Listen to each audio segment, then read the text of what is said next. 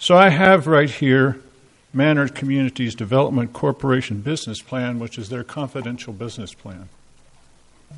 And looking through all the words of this confidential business plan, I was surprised by a number of things that I didn't know. For example, who is the company that's actually supposed to build the UAVs? This is more like a real estate speculation company. Who's going to build the UAVs?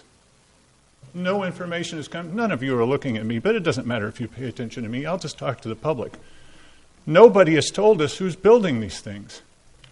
So why do we start off with UAVs? Because you must have an aviation interest to build at the airport. So there's questions in this plan, such as there's going to be condominiums that are built into the hangars, condominiums to live in at the airport. Who are these guys?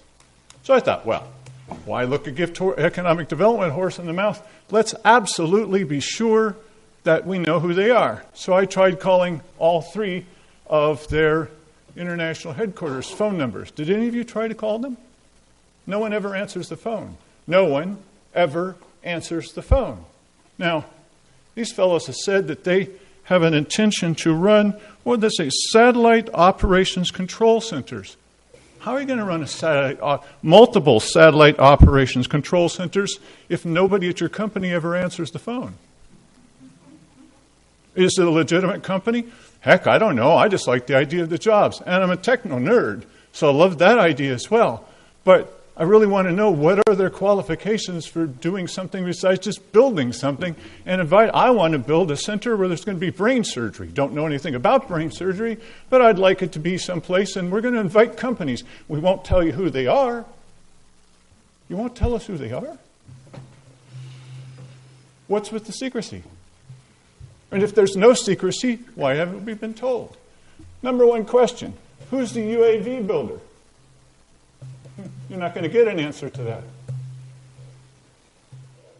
Whether or not I like people, whether or not they've got positive business practices of the past, actually doesn't matter to me.